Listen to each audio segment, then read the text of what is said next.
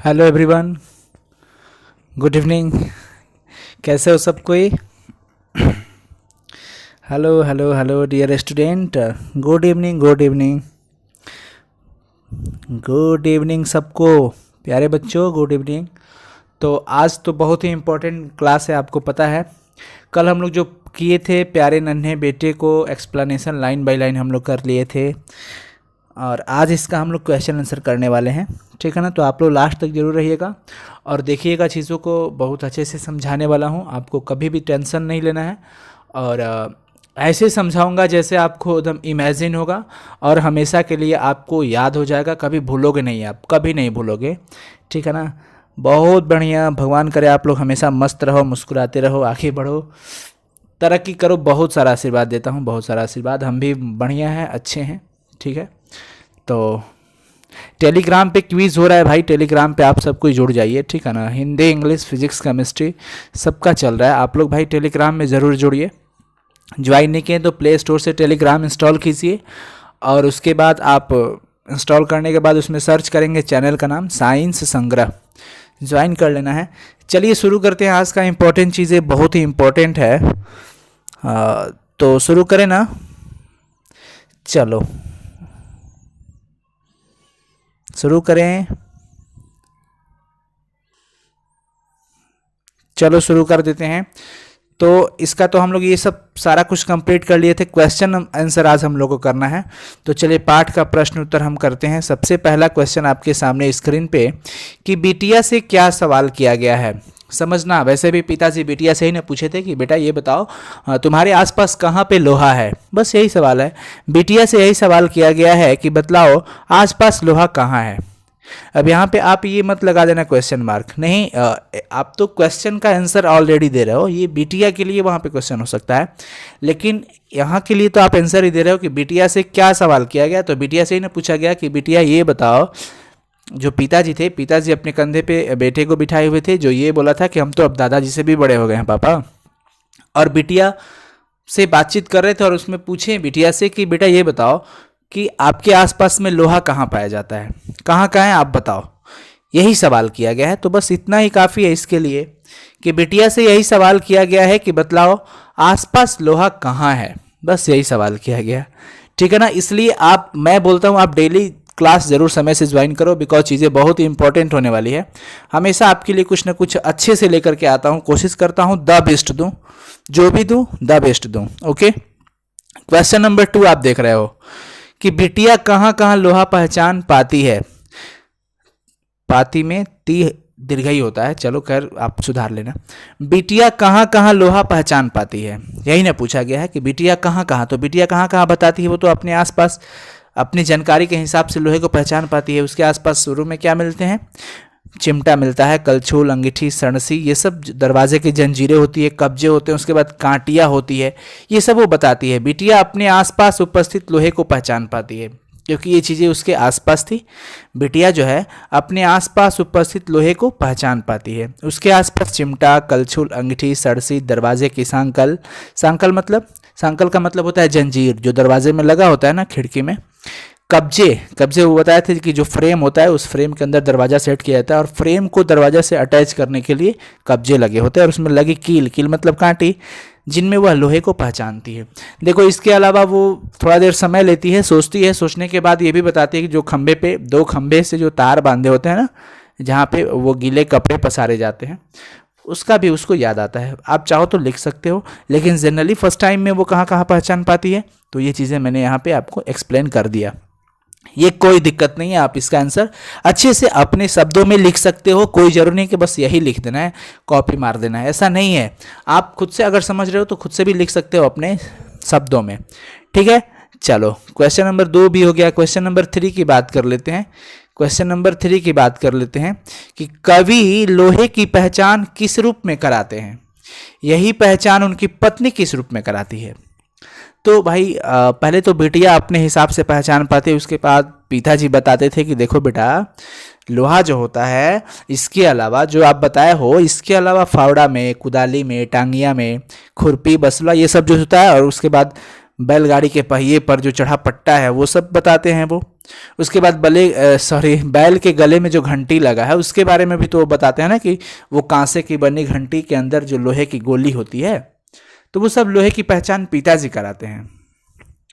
कौन कराता है? पिताजी। ओहो, और माँ वाला छूट गया, इसमें मैं आंसर नहीं लिख पाया हूँ। खैर आप कर लेना, मैं अभी यहाँ पे बता देता हूँ। तो आप ये लिख देना कि कवि जो है लोहे की पहचान अपने आसपास की वस्तुओं जैसे फावड़ा, कुदाली, टांगिया, खुरपी, बसुला, बैलगाड़ी के पहिए पर चढ़ा पट्टा, बैलों के गले में लगे घंटी आदि से कराते हैं। और वही जो माँ है, माँ किससे कराती है? माँ अपने आसपास, अभी आप लिख सकते हो कि माँ अपने आसपास की वस्तुओं के माध्यम से लोहे की पहचान कराती है। वो बताती है बाल्टी, बाल्टी, हाँ लिख लिए बाल्टी। बाल्टी के बाद आप लिख सकते हो कुएं के लिए जो घिरनी लगा हुआ है, घिरनी, घिरनी वो लिख सकते हो, ठीक है। उसके बाद हंसिए, चाकू इत्यादि में लोहे की पहचान कराती है। कौन? उनकी पत्नी, ठीक है ना। तो ये आप यहाँ पे लिख देना भाई, छूट गया है मेरे से, मैं टाइप करना मतलब ऐसा हुआ कि भूल गया हूँ, आगे निकल गया हूँ। तो आपको क्या लिखना है यहाँ पे कि उनकी जो पत्नी है, उनकी पत्नी अपने आसपास की वस्तुओं के माध्यम से लोहे की पहचान कराती है। आसपास की वस्तुओं जैसे कौन सा? जैसे मैं आपको बताता ना, बाल्टी हो गया, कुएं के लिए जो घिरनी लगा है वो, उसके बाद हंसिए, चाकू, इस सब में वो लोहे की पहचान कराती है। आई होप कि आपको समझ में आ गया होगा। एक बार सारे कोई कमेंट करो तो समझ में आया कि नहीं। सारे कोई एक बार चैट में कमेंट करेंगे कि समझ में आया कि नहीं। सारे कोई चैट में आ जाओ और बताओ कि समझ में आया कि नहीं। चलो बढ़िया, very good, thank you so much. इसलिए बोलता हूँ बहुत आसान चीज़ें है, बहुत ही आसान है। और घबराओ मत, सब कुछ करवाऊंगा, ठीक है ना, टेंशन मत लो भाई। चलो अगला क्वेश्चन आप देख रहे हो, लोहा क्या है। क्वेश्चन नंबर 4 है कि लोहा क्या है, इसकी खोज क्यों की जा रही है।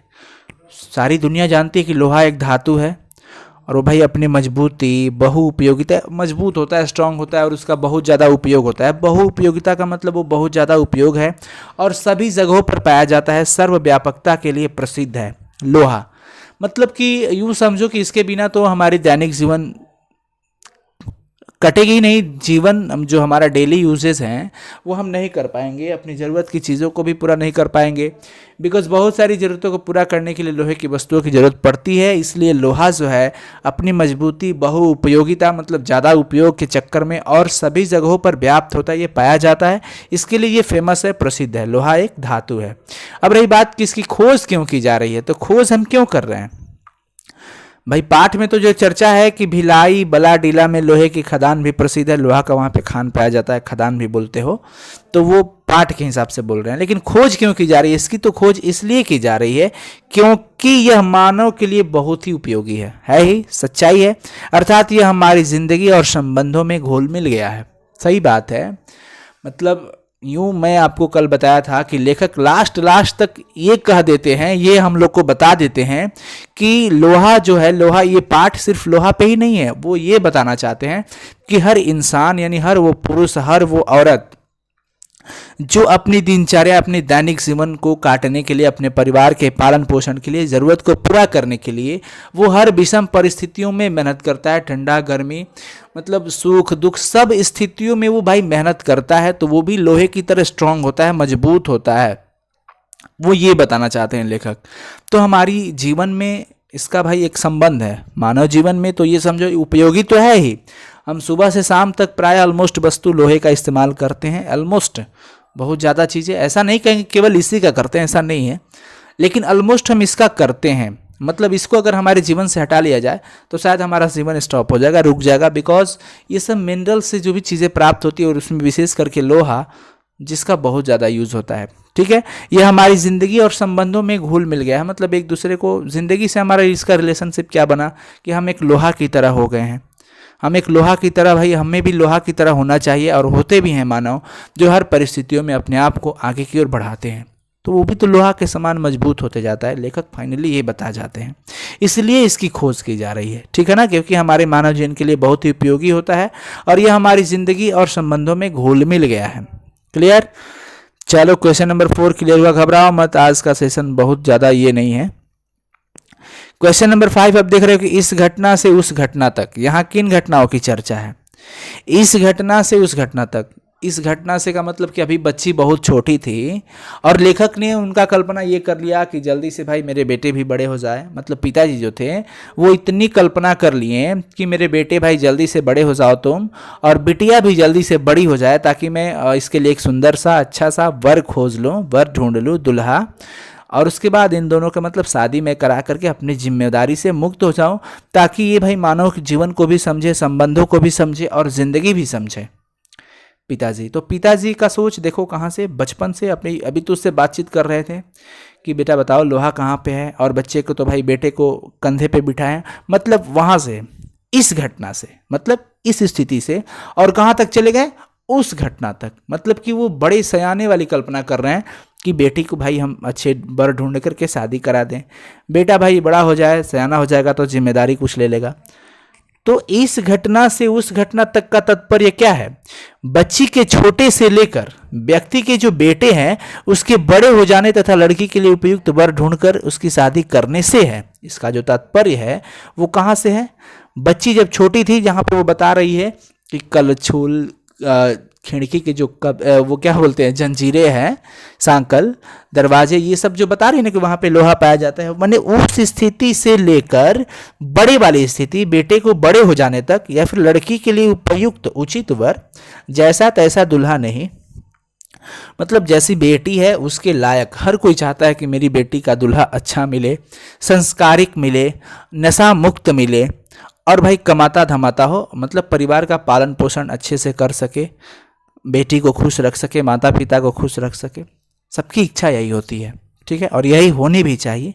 तो उसके हिसाब से वो वर ढूंढ करके उसकी शादी कराना चाहते हैं, कल्पना वहाँ तक चली गई। तो इस घटना से उस घटना तक, मेरी बातों को समझो आप लोग, ठीक है, तो क्लियर हो गया। तो भाई वो क्यों चाहते हैं? वो इसलिए चाहते हैं कि उसकी ज़िंदगी जो होती है मानवीय संबंधों की सच्ची समझ हो सके बच्चों को। भाई लड़की की शादी अगर होगी तो शादी कराने के बाद वो भी तो कुछ बोझ अब लेगी ना, अपने परिवार में अब आएगी, तो अब फिर परिवार बढ़ेगा भी, तो भाई क्या होता है कि उसमें संचालन करने की जिम्मेदारियां बनती हैं, और बहुत सारी चीज़ें समझ में आने लगते हैं कि हाँ ये होती है परिवार। मतलब कल तक तो वो बच्चे की ज़िंदगी में थी, हर लड़की या फिर हर लड़का जो होता है, क्या होता है कि मतलब ऐसा नहीं कि केवल शादी कर देने से ही जिम्मेदारियां बढ़ने लगती हैं। बाल बच्चे जो भी होते हैं, लड़की हो या लड़का, अपने परिवार की हर स्थिति को समझता है तो भाई वो अच्छा है। हर स्थिति को समझना चाहिए। अगर आप समझदार हो गए हो, समझदारी के लिए कोई ऐसा उम्र नहीं होता है कि अगर आप इतने साल के हो गए हो तो अभी आपके अंदर समझदारी आएगी, ऐसा कुछ नहीं है। ऐसा ये नहीं है कि मैं अगर 10 साल का होऊंगा, 10 साल का हो जाऊंगा तभी मेरे अंदर समझदारी नाम की चीज़ें पनपेगी, नहीं तो 10 साल के अंदर मुझे कुछ भी करना है, जो मन सो करो, ऐसा नहीं है भाई। समझदारी, बुद्धि, विवेक बचपन से धीरे धीरे धीरे धीरे आपके अंदर आने लगता है। आप जैसे भी आप आग के पास जाते हो, आप आग के पास जाते हो तो क्या होता है कि अगर आप गलती से दिया जल रहा है, अगर आप उसमें हाथ लगाते हो, टच करते हो तो आपको तो वहाँ पे थोड़ा सा ये फील हुआ कि नहीं नहीं नहीं, तो मुझे कष्ट हुआ ऐसा करने से, मेरा हाथ जल गया, या फिर मतलब पैनिक सा फील हुआ। तो अब आप जीवन में क्या करोगे कि कभी उससे मतलब टच नहीं होगे, आप दूर ही रहना चाहोगे, बिकॉज आपकी मेंटल वहाँ पे मतलब कि जो दिमागे है, मेंटलिटी आपकी सेट हो गई कि हमें इसको टच नहीं करना चाहिए, बिकॉज इससे हमें पेन होता है, मतलब दर्द होता है, जलन फील होता है। तो समझदारी है ना, समझ आ गई है कि नहीं? तो ये सब चीज़ें ऐसा नहीं कि हम 15 साल के हो जाएंगे तभी जिम्मेवारियां समझेंगे, नहीं तो माँ पापा किस परिस्थिति में है हम नहीं समझेंगे, पापा हमको कहीं से ये चीज़ चाहिए, मम्मा ये चीज़ हमको चाहिए, भाई आप कहीं से ला करके दो। और ऐसा नहीं है भाई। आप अगर ऐसा जिद करते हो, पारिवारिक कंडीशन अगर सही नहीं है तो आप अगर ऐसा जिद करते हो तो ये आपकी गलती है, आपकी 110% गलती है। हम एक ही कहावत नहीं, ये सच है कि जितना चादर हो उतना पैर फैलाना चाहिए, जितना चादर हो उतना ही पैर फैलाना चाहिए। ये कभी दुखित होना है तो तुलना करना सीखो, दुखित होना है तो तुलना करना सीखो दूसरे से, कि फलाना के भाई 3 बिल्डिंग हो गए हैं, हमारे भाई तो एक झोपड़ी ही है। अरे हमारी झोपड़ी हमारे लिए महल से कम नहीं है, क्योंकि झोपड़ी के राजा हम हैं। तो फिर जो है प्रभु ने जो दे दिया वो बहुत शानदार दिया है, जितना दिया है बहुत ज़्यादा दिया है, और उसमें अपना मेहनत करते रहना है, तुलना करके दुखित नहीं होना है। तो ये सारी समझदारियों से भाई पिताजी चाहते हैं, पिताजी यही चाहते हैं कि शादी कर दे अच्छे दुल्हा से लड़की का, ताकि उससे जिंदगी और मानवीय संबंधों की सच्ची समझ हो सके कि हाँ, मानव के संबंध क्या होते हैं, कैसे निभाए जाते हैं, जिंदगी वास्तव में होती क्या है। तो जब अपने सर पड़ता है ना भाई, तो बहुत लोग को समझना पड़ता है, समझ आने लगती है धीरे धीरे कि हाँ, कल तक तो हम पापा का धोखा दिए थे, जब खुद अपना बेटा धोखा देगा ना तो समझ आता है। इसलिए कभी मम्मा से पापा से झूठ नहीं बोलने को, ईमानदारी से रहने को, और उनकी चीज़ों को, उनकी चेहरा समझो, वो चाहते क्या है, आपसे क्या उम्मीद किए हैं, उस पर कोशिश करो खरे उतरने का।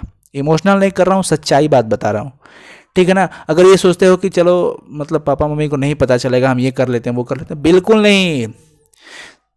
मैं बताऊँ ना, ये ऑनलाइन देवता है, इनको कहीं ना कहीं से जरूर कभी ना कभी फील होगा, और ये अपने बच्चे को कष्ट में देखना नहीं चाहते हैं। बट अगर ये कष्ट में होते हैं ना, तो ये इनकी बद्दुआ जरूर पड़ती है। ये बद्दुआ देते नहीं है, लेकिन ये कष्ट में होंगे तो इनका आपके ऊपर पड़ेगा।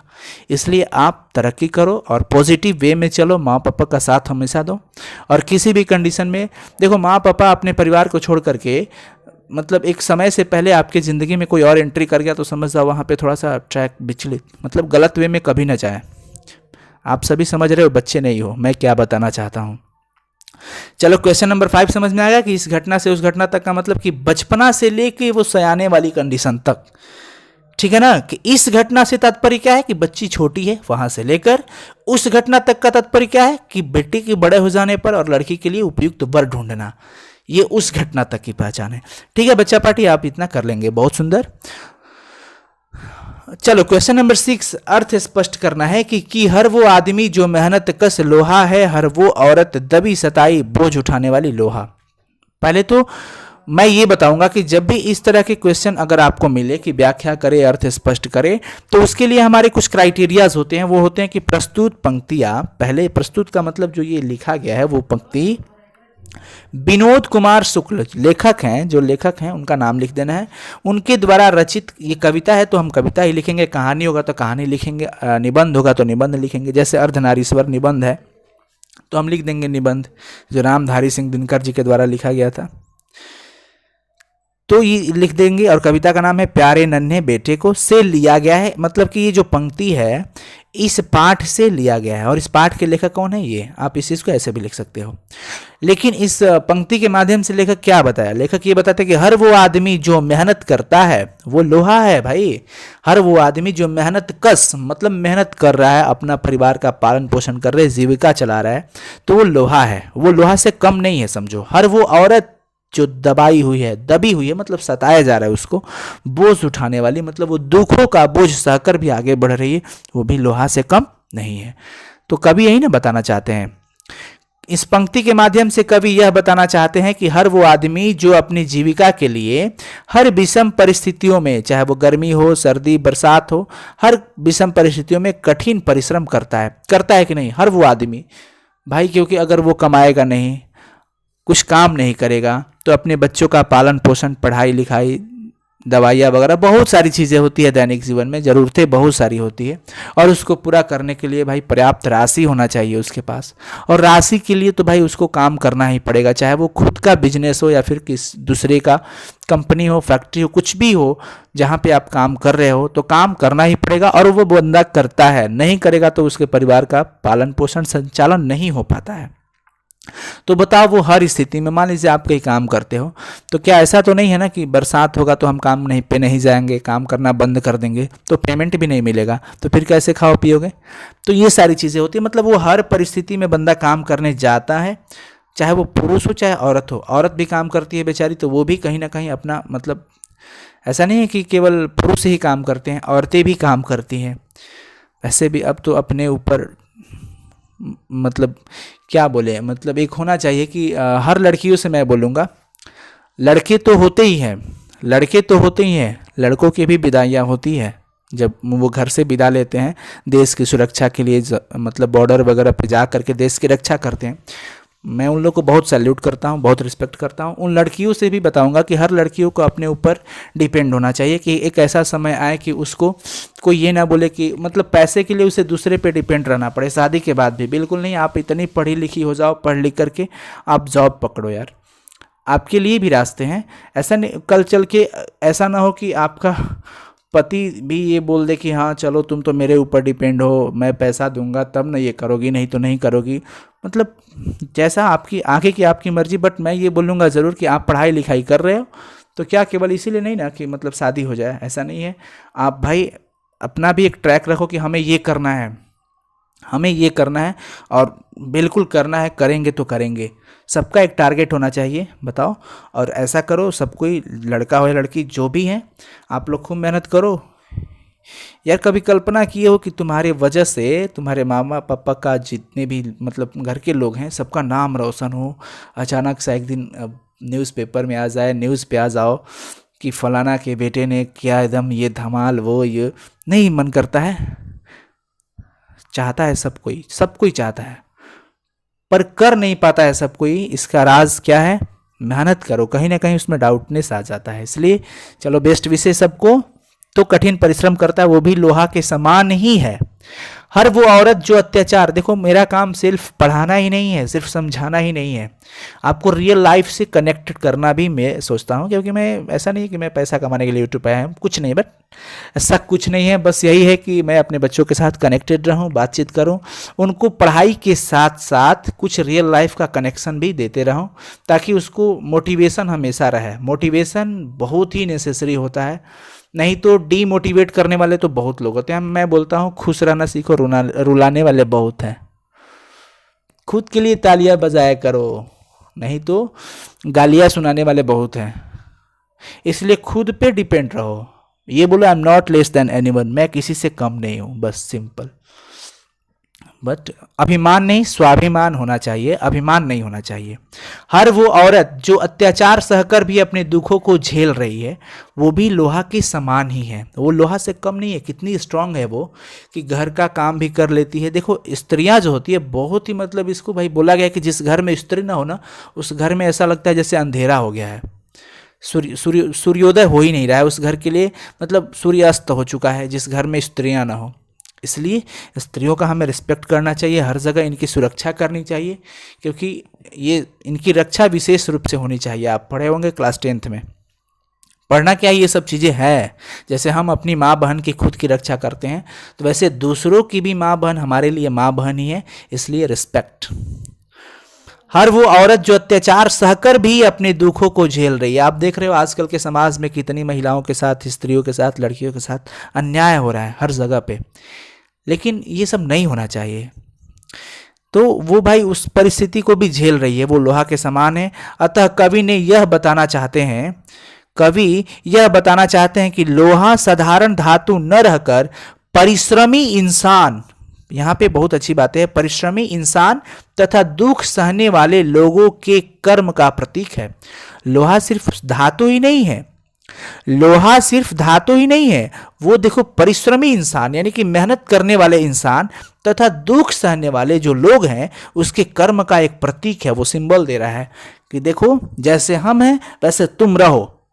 जैसे लोहा बोल रहे कि लोहा मैं हूं, मैं लोहा हूं, स्ट्रांग हूं। दिख रहे हो ना, कहीं पे रखो मुझे, बरसात में रखो, कहीं पे भी रखो, आग में भी रखोगे तो जल्दी नहीं पिघलूंगा, लेकिन अब पूरी मुझे नष्ट करने की अगर चाह ही लोगे तो वो अलग बात है। लेकिन लोहा ये हमें प्रतीक देता है कि मेरे तरह बनो। इंसान को भी लोहा की तरह होना चाहिए, मतलब मेहनती होना चाहिए, हर दुखों से झेलने का कोशिश करना चाहिए, डिप्रेस्ड नहीं होना चाहिए, डीमोटिवेट नहीं होना चाहिए। अगर कभी कभी आप डीमोटिवेट होते हो तो एकदम उसके लिए मोटिवेशन आपको ज़रूरत पड़ जाता है, तो मोटिवेट हो जाइए खुद से। चलिए क्वेश्चन नंबर 7 की बात कर लेते हैं। ज़्यादा बकवास नहीं करता हूँ, नहीं, चलो तुम लोगों के लिए बोलता हूँ। कविता में लोहे की पहचान अपने आसपास में की गई है, ठीक है। बिटिया, कवि और उनकी पत्नी जिन रूपों में इनकी पहचान करते हैं, ये आपके मन में क्या प्रभाव उत्पन्न करते हैं बताइए। ये सही बात है कि कविता के अंदर मतलब लोहे की पहचान तो आसपास में की गई है, बिटिया भी करती है, कवि भी करते हैं और पत्नी भी करती है। तो ये सब चीज़ें आपके और हमारे मन में क्या प्रभाव उत्पन्न हुआ, यही ना प्रभाव उत्पन्न हुआ। बिटिया फटाफट से उससे पिताजी पूछते हैं कि बेटा बताओ कहाँ पे लोहा है, तो फटाफट से वो जल्दी से इमेजिन करके यही ना बता देती है कि वो पापा यहाँ पे लोहा है, वहाँ पे है। मतलब डेली लाइफ वाली जो यूज़ है वहाँ पे लोहा की प्रेजेंस बताइए। वो पापा भी यही बताते हैं कि बेटा इसके अलावा यहाँ पे लोहा पाया जाता है। मम्मा क्या बताती है कि देखो इसके अलावा यहाँ पे पाया जाता है। मतलब और बताती क्या है वो, हंसुआ चाकू जो भी होते हैं ना, बाल्टी वगैरह, तो ये डेली लाइफ की चीज़ें हैं और इससे इंपॉर्टेंस का पता चलता है। देखिए मैं लिस्टेड कर दिया हूँ कि क्या क्या मन में प्रभाव उत्पन्न होता है। बिटिया कवि और उनकी पत्नी जिन रूपों में इनकी पहचान करते हैं उससे हमारे मन में निम्नलिखित प्रभाव उत्पन्न हो रहे हैं। क्या कि यह हो रहा है कि यह हमारे आसपास कदम कदम पर मिल जाता है। आप अपने घरों में देखो ना, बहुत जगहों पर लोहा पाया जाएगा। हमारे आसपास कदम कदम पर लोहा जो है वो मिल जाता है। यह घर गृहस्थी में सभी जगहों पर पाया जाता है, व्याप्त है कि नहीं। घर गृहस्थी में मतलब किसान भाई लोग का तो क्या, किसान आजकल के देवता है। आजकल के क्या, पहले भी वो देवता थे, आज भी देवता है। भले लोगों के पास पैसा हो गया है तो कितना भी पैसा हो जाए ना, पैसा नहीं ना खाओगे, अन्न ही खाना है, तो अन्नदाता ही सबसे बड़ी देवता है। ठीक है, तो यह घर गृहस्थी में सभी जगहों पर व्याप्त है और यह मजबूती, सहनशीलता और दृढ़ता का प्रतीक है। लोहा यही ना हमें बताता है कि जैसे लोहा मजबूत है उसे इंसान को मजबूत होना चाहिए। लोहा सहनशीलता का एक प्रतीक होता है। जैसे उसे तुरंत गर्म करो तो वो जल्दी से पिघलता नहीं है, मतलब वो सहन करती जाता है, सहन करते जाता है, सहन करते जाता है। तो इंसान को भी सहनशीलता होना चाहिए। कोई कितना भी आपको परेशान करे, एक निश्चित समय तक आपको भाई सहन करना है। दुनिया बहुत आपको पीछे खींचेगी, आप एक कदम आगे बढ़ोगे ना तो 2 कदम दुनिया जो है आपको पीछे खींचना प्रयास करेगी, लेकिन रुकना नहीं है, चलते रहना है, कभी ना कभी उसी को थका दो। तो ये सब चीज़ों का और दृढ़ता का भी प्रतीक है लोहा। यह हमारी जिंदगी और संबंधों को भी प्रभावित करता है। लोहा जो है जिंदगी को भी और संबंधों को भी क्या करता है, प्रभावित करता है। लोहा हमारा आधार है, बिल्कुल बेसिक है, ये हमारा बेस है। बेसिकली अगर हम बात करें तो डेली लाइफ में लोहा का बहुत यूज़ है, हमारे लिए यह बहुत यूज़फुल है। So we can say that iron जो होता है वो हमारे लिए बेस होता है। ठीक है ना, मतलब डेली सुबह से शाम तक के ऑलमोस्ट वस्तुएं जो भी हम यूज़ करते हैं बच्चा पार्टी, उसमें लोहा पाया जाता है। तो ये रहा आपका क्वेश्चन नंबर 7 का आंसर। ठीक है, जटिल नहीं है, बस बोलता बहुत ज़्यादा हूँ इसलिए नहीं बोलूँगा तो आपको समझ में नहीं आएगा। कुछ लोग को बुरा लगेगा तो मैं क्या करूँ। तुझे मिर्ची लगी तो मैं क्या करूँ। समझ आया। मेरा काम है बोलना, मैं आपको समझाऊंगा, अच्छा लगे तो देखिए, नहीं अच्छा लग रहा है तो छोड़ दीजिए, मैं क्या करूं। लेकिन मेरा काम है समझाना। मेरा पर्पस वो नहीं है कि सिर्फ वीडियो लाइव आ गए या फिर वीडियो बना दिए अपलोड कर दिए, जाओ भाड़ में जाओ, सब देखना मत देखना, समझना मत समझना, नहीं, जो भी देता हूँ। हाँ, एक आध बार मिस्टेक्स मुझसे भी हुआ है कहीं कहीं पे, वो क्या बताया, मतलब वो क्या, मतलब मिस्टेक हो गया है, बट उसको भी मैं सुधार दिया हूँ। कुछ ऑब्जेक्टिव क्वेश्चन में मिस्टेक हुआ था, बताए थे ना, लेकिन मैं वहाँ पे पिन कर दिया हूँ कमेंट में और बार बार उसको नेक्स्ट टाइम समझा देता हूँ। इंसान हूँ, इंसान से ही गलतियाँ होती है। ऐसा नहीं कि टीचर है तो टीचर से गलतियाँ नहीं होगा, वो भी तो इंसान का ही बनाया हुआ है ना, सॉरी भगवान का बनाया हुआ इंसान ही न है। ठीक है, तो इसलिए सोचता हूँ आपको अच्छे से समझा दूँ। क्वेश्चन नंबर 8 देखो क्या है, बड़ी शानदार है। मेहनत कश आदमी, दबी सताई बोझ उठाने वाली औरत में कवि द्वारा लोहे की खोज का क्या आशय है। मतलब क्वेश्चन क्या बोल रहे हैं इसको समझते हैं कि लोहा की खोज का क्या आशय है। लोहा जो है मेहनत कश आदमी से किस प्रकार रिलेट है और औरत से किस प्रकार रिलेट है, ये बताया जा रहा है कि मेहनत कश आदमी और दबी सताई बोझ उठाने वाली औरत में कवि द्वारा लोहे की खोज का क्या आशय है। मतलब इन लोगों में लोहे की खोज, मतलब एक रिलेट करो कि उनके अंदर कैसी समानता लोहे से मिल रही है, ये चीज़ें हमें बताना है। क्वेश्चन मिला जुला के कहने का मतलब यही है, ठीक है ना। तो कवि जो है यह बताना चाहते हैं कि हर वो आदमी जो अपनी जीविका के लिए हर विषम परिस्थितियों में, गर्मी हो सर्दी हो बरसात हो, वही बात है फिर से मैं बता रहा हूँ, कठिन परिश्रम करता है, वो भी लोहा के समान ही है। तो मेहनत कश आदमी के अंदर लोहे की खोज हो गई। अब औरत की बात करते हैं। हर वो औरत जो अत्याचार सहकर भी अपने दुखों को झेल रही है। और ये मानो ना तो औरतें जो होती है ना, पुरुष से ज़्यादा उसके अंदर एक ये होता है, क्या बोला जाए, पेशेंस होता है। एक दूसरे मामले में बोलूँ तो पेशेंस उसके अंदर होता है। जो पुरुष होते हैं वो उत्सुक होते हैं, एक्साइटेड होते हैं, उसके अंदर एक्साइटमेंट बहुत ज़्यादा होता है। क्योंकि एक क्वेश्चन है, मैं वहां पे बात करूंगा। तो वो भी लोहा के समान ही होती है औरतें, इंसान की शारीरिक मानसिक दृढ़ता और कर्म लोहे के सदृश है। ये बड़ी पॉइंट है, ये बहुत इंपॉर्टेंट पॉइंट है कि इंसान का जो भाई शारीरिक रूप से बात करें, मानसिक दृढ़ता जो होती है, स्ट्रांगनेस जो होती है, रिजिडिटी बोलते हैं, रिजिडिटी, दृढ़ता का मतलब रिजिडिटी, मतलब कोई ना कोई इंसान हो जाता है रिजिड। मतलब अगर जनरल वे में मैं आपको एक चीज़ बताऊं डेली के बोलचाल की भाषा में, तो एक होना चाहिए कि हाँ हमें ये करना है तो करना है, जिद्दी। बट गलत वे में मत करो कि हमें यही करना है, मैं ये करूँगा, नहीं। अच्छे कामों के लिए जिद सही होता है। कर्म लोहे, और जो इंसान होते हैं उनके कर्म जो भी होता है वो लोहे के ही सदृश है। ऐसा कभी नहीं, यहाँ पे ये चीज़ दर्शाना चाहा है। ओके, समझ में आया। क्वेश्चन नंबर 9 की बात करते हैं। अब ज़्यादा क्वेश्चन नहीं है, ज़्यादा समय भी नहीं हुआ है। चलो क्वेश्चन नंबर 9 बता रहा हूँ। बहुत सोचते होंगे सर कितना बोलते हो आप। तुझे मिर्ची लगी तो मैं क्या करूं। क्वेश्चन नंबर 9 चीज़ें बहुत शानदार है। यह कविता जो है एक आत्मीय संसार की सृष्टि करती है। ये कविता सिर्फ इस पाठ के अंदर प्यारे नन्हे बेटों का ऐसा नहीं है कि केवल वही जो पिताजी हैं उसी पिताजी के लिए है, उसी बेटी के लिए है, उसी माँ के लिए है, उसी बेटा के लिए है, ऐसा नहीं है। पूरे संसार की दृष्टि से अगर हम बात करें तो पूरे चीज़ों को दर्शा रहे। यहाँ पे सृष्टि का मतलब संसार नहीं है, ठीक है ना। मतलब एक होता है कि संचालन टाइप का, वो समझो, ठीक है।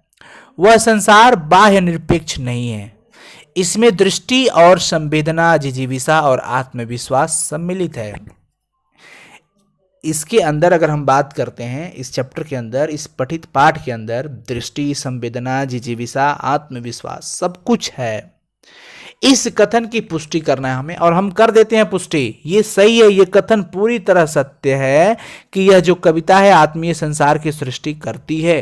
आत्मीय संसार की, संपूर्ण संसार की अगर बात करें तो इसमें रिलेशनशिप है इस चैप्टर से। ऐसा नहीं कि बस उसी के लिए है जो ये लिखा है, उसी के लिए, और जिन पिताजी हैं भाई उन्हीं के लिए नहीं है।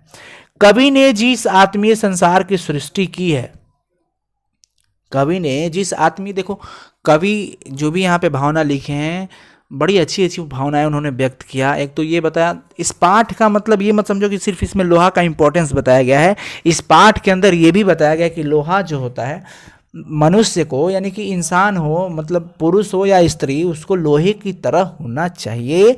और उसके बाद वो सबसे और ज़बरदस्त बात इस पाठ के अंदर क्या है कि हर एक बाप के लिए, हर एक बेटी के लिए उन्होंने एक और चीज़ बताया कि हर पिताजी की जिम्मेदारी होती है, और पिताजी बखूबी निभाते हैं कि वो अपनी बेटी के लिए एक सुंदर सा, अच्छा सा, मतलब एक वर यानी कि दुल्हा ढूंढे और उसका हाथ पीला करा दे। मतलब हाथ पीला कराना मतलब शादी करा देना, ठीक है ना।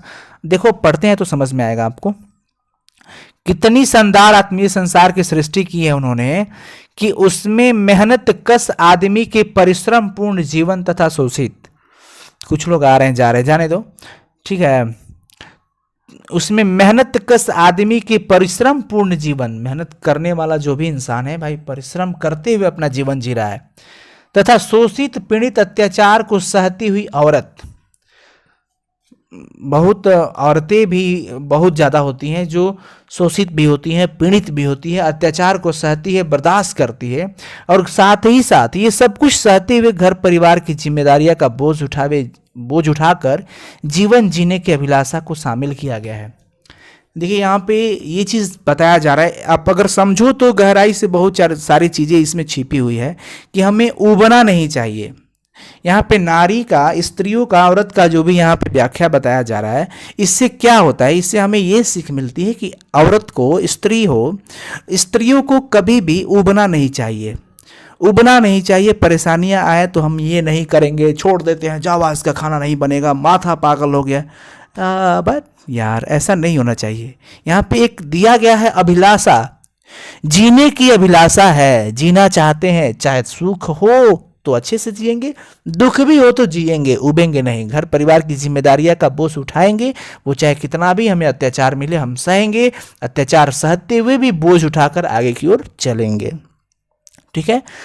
पुरुष में होता है, पुरुष भी भाई पुरुष बखूबी निभाता है, परिश्रम करता है, वो घर पे बस अपनी पत्नी के सिवाय और किसी को फील नहीं होने देता है कि हाँ भाई मैं कष्ट में हूँ। अपने बाल बच्चे को तो बिल्कुल नहीं, जरूरतें पूरा, हाँ क्या चाहिए ये चाहिए, ठीक है मिल जाएगा भाई, शाम तक का समय दो, शाम में तुम्हारा मैं ये चीज़ लेते आऊँगा। तो कभी कभी मुस्कान जो होती है ना, मुस्कान ऐसा नहीं है कि सामने वाला हंस रहा है तो खुश ही है, सामने वाला कई गम छुपाने के लिए भी हंस रहा होगा, ठीक है, उस पर डिपेंड करता है। तो यहाँ पे वो अभिलाषा दिया गया है, बताया गया है, बहुत शानदार चीज़ें है ये। इसके अलावा कवि ने, देखो इसके अलावा क्या बताते हैं कवि, कवि ने ये बताया कि बेटे को बड़े और बेटी के लिए उपयुक्त वर मिलने तथा उसकी शादी करने की बात भी कही है।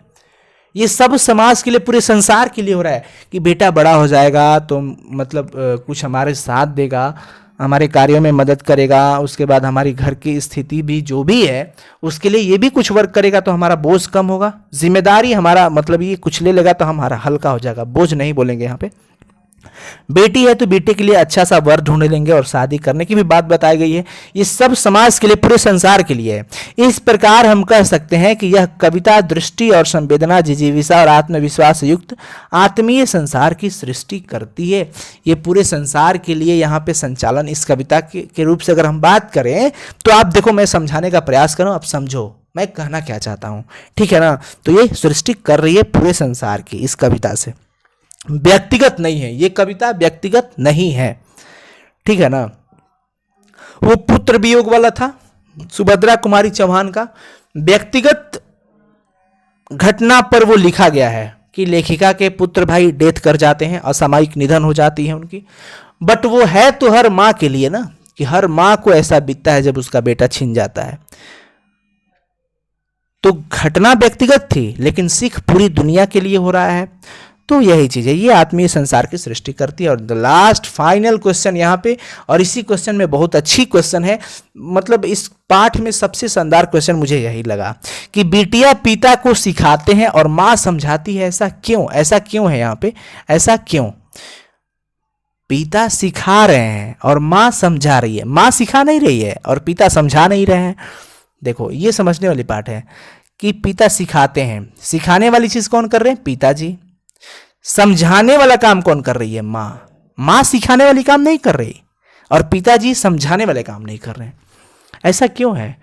तो हर माँ को समर्पित, देखो माँ जो होती है, पहले पिताजी की बात कर लेते हैं कि ऐसा इसलिए क्योंकि पिता जो है पुरुष है, आपको पता है, और पुरुष का स्वभाव होता है उत्साही रहना और निडर होना, वो डरता नहीं है। क्या रिजल्ट होगा, होगा तो होगा, देखेंगे, काम करना है, ये करना है तो करो ना भाई, जो होगा सो देख लेंगे। स्त्रियां ये नहीं बोलती कि जो होगा सो देख लेंगे, उसके अंदर ये नहीं है। लेकिन पुरुष जो होता है वो, हाँ चलो ना ये करो, जो होगा सो देख लेंगे ना, एक्साइटमेंट है उसके अंदर, उत्साह है, हाँ ये करना है, और निडर, डर कैसा, करना है। तो वो है कि सिखाना है तो सिखाना है, आप सीखो, सीखो, मैं समझाऊंगा नहीं, सीखो ये चीज। पुरुष जो होता है परिणाम की चिंता नहीं करता है और वो कार्य कर देता है। नहीं सीखोगे तो 4 थप्पड़ भी लग जाएंगे।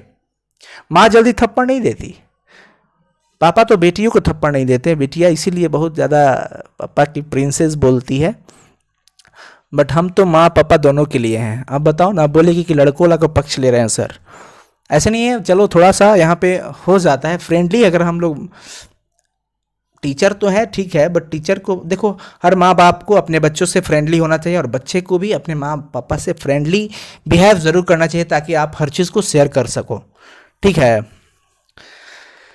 तो और माँ की बात करो, माँ की बात करो तो वो माँ, स्त्रियां, हर दुनिया की जितनी भी स्त्री है ना भाई, जीवन के कटु अनुभव उनके पास होते हैं और वो तरह तरह तरीका समझा करके, तरीका निकाल करके बेटा को या बेटिया को समझाती है। देख बेटा, जानते हो ना पापा कितना मेहनत करते हैं, किसके लिए करते हैं, हम ही लोग ने करते हैं, तुम ये करो, तुम ऐसा काम ना करो बेटा, ऐसा मत करो कि पापा को तकलीफ हो।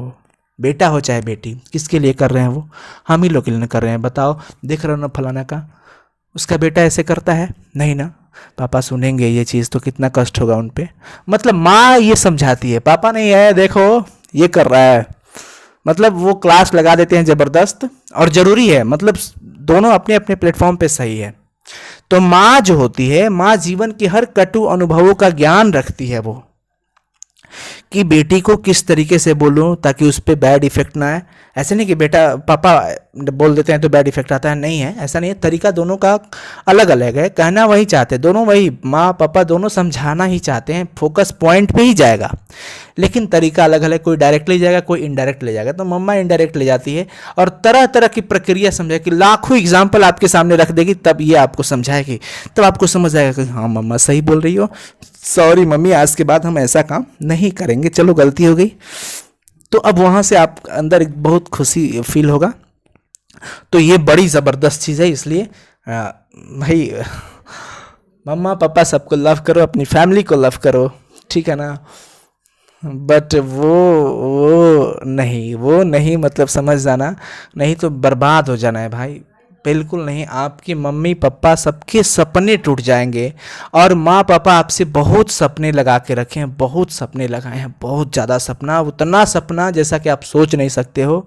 और शायद आपकी एग्ज़ाम एक क्लास की अगर आपकी रिजल्ट आती है, खुश होते हैं आप, और आपसे कहीं ज़्यादा खुशी उन माँ पापा को मिलता है कि सुकून मिलता है उनको। इसलिए आप उनका सुकून न छीने, आपको जन्म दिए हैं, हमको जन्म दिए हैं, कहीं ना कहीं हम लोग से वो खुशी चाहते हैं।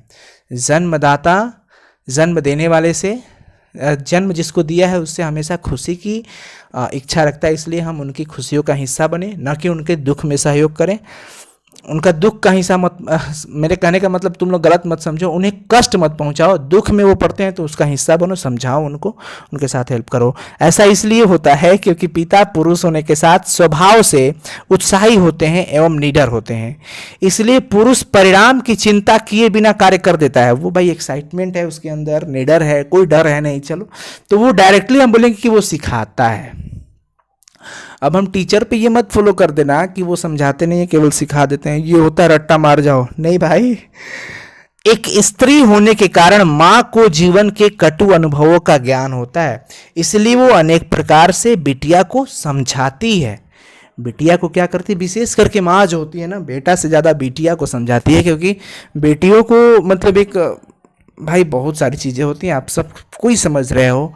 बेटी को बहुत दायरा में रहना होता है, तरीके से रहना होता है, एक चाल चलन रहन सहन संस्कार, क्योंकि एक निश्चित अवधि के बाद, निश्चित समय के साथ उन्हें एक बिटिया जो होती है ना, दो परिवार, दो घर से कनेक्ट हो जाती है। एक तो वो अभी जहाँ पे जन्म है वो अपने मायके में रह रही है, तो मैं ये डायरेक्टली बोल देता हूँ, और शादी के बाद वो ससुराल जाएगी तो वहाँ का भी पूरा संचालन उन्हें करना होता है। इसलिए माँ जो होती है हमेशा बेटी को बहुत अच्छे रूप से परवरिश देती है, अच्छा संस्कार सिखाती है, ताकि वो जहाँ कहीं भी जाए तो उस परिवार का संचालन अच्छे से करे, तो माँ को संतुष्टि और सुकून फील हो, खुशियाँ फील हो, ठीक है ना। तो माँ इसलिए अनेक तरीके से उसे क्या करती है, समझाती है। बच्चा पार्टी बकवास तो बहुत ज़्यादा नहीं हुआ, लेकिन मैं कोशिश ये किया कि आपको हर तरह से रिलेट कर दूँ, समझा दूँ। इस सेशन से आपको केवल इस पार्ट के क्वेश्चन आंसर ही नहीं मिले होंगे, क्वेश्चन आंसर के अलावा जीवन की बहुत सारी परिस्थितियों का ज्ञान जरूर हुआ होगा कि हमें किस तरह से रहना चाहिए, क्या करना चाहिए। मैं डेली के क्लास में मोटिवेशन देता रहूँगा हमेशा, क्योंकि पता नहीं मेरे अंदर वो चीज़ नहीं है कि मैं केवल पढ़ा दूँ, आपको 10 आंसर बता दूँ, हो गया काम। नहीं यार, क्या लगता है अगर 2-4 बातें उसमें और मोटिवेशन की हो जाए, मज़ा आ जाएगा ना। तो आज का ये सेशन समाप्त भी हुआ, और यही नहीं, सेशन तो समाप्त के साथ साथ आपके ये प्यारे नन्हे बेटे जो चैप्टर था वो पूरी तरह से बच्चा पार्टी द एंड हो गया, समाप्त हो गया। अगर आप चाहते हो, if want to take the PDF of this lesson, you have to join, will have to join the Telegram.